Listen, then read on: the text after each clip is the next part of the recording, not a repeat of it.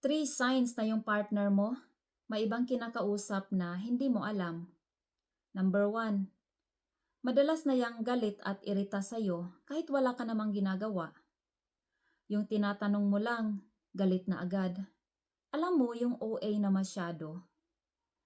Yung pagkagusto niya sa'yo, unti-unti nang nawawala. Kasi nga, may kinakausap na siyang iba. Number two, hindi na yan mapag-update. Diyan pa lang mahahalata mo na may iba na siyang kinakausap.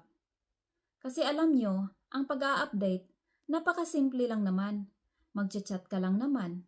Pero ang partner mo, hindi na pala update. Kasi nga, may iba na siyang ina-update.